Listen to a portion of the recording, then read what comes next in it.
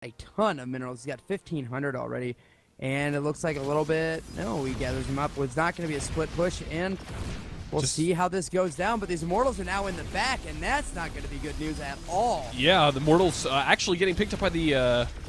Got to be very careful about the Warp Prism. Warp Prism almost goes down with the Immortal. The Immortal will fall, and it does look like at this point, this actually will get cleaned up fairly well. Caught. And right now, Vitros is pushing in just to see if he can punish him. And he was up by 60 army supply. And at home, behind this, he's just teching up. So this isn't all in by any means. Definitely not, as Vitros walks straight up into the main, takes out the Colossus. And that is going to put White Wing in a very, very awkward position as, yep, GG is called. And it does look like Deadly Gaming is going to be taking game number 1. Obviously, with that third being up, he's going to try and bait out some of these units and obviously doing a fairly decent amount of job walling in. Hellion's getting a little bit of damage done.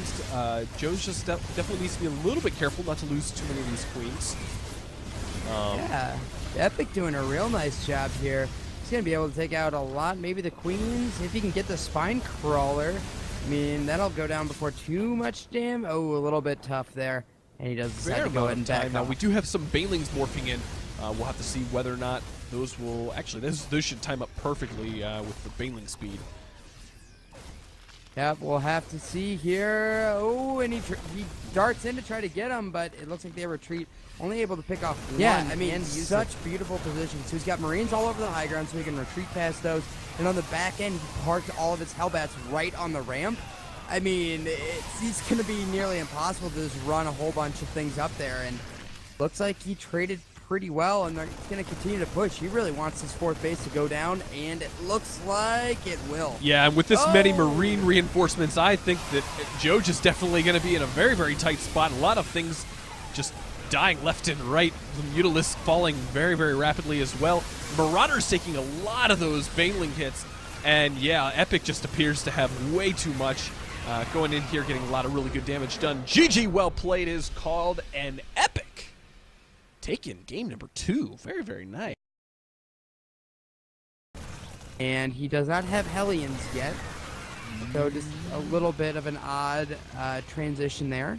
Ooh, a lot of Marines getting split very funny. And it looks like Mikas just wants to go for it. He's like, yeah, I've had enough fun of this. Ling's just going. Yeah, nice little setup he's got going in, and suddenly it'll be great with the blue flame because he hasn't shown it yet, to my knowledge. But I mean, right now he's just like, yep. So Thaniri actually gonna start to move out. Needs to be very careful not to get sandwiched.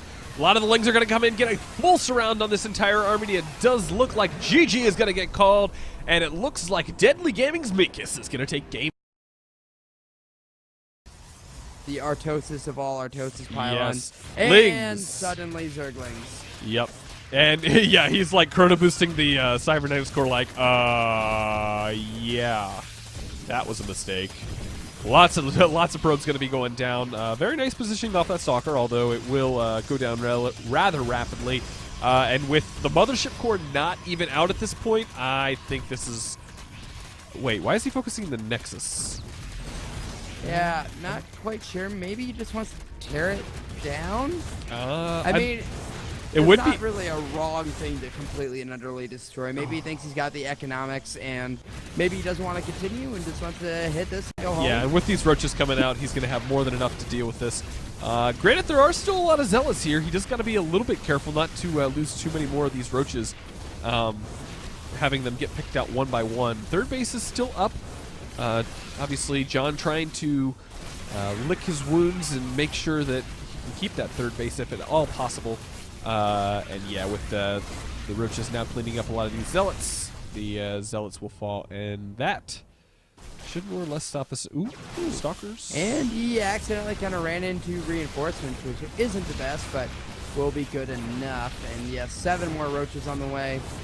Yeah, I think he overcommitted to his gateway production. While 8 gateways is usually what you can sustain on 2 bases, I think he would have been way better off just getting out 6 and going with it. So yeah.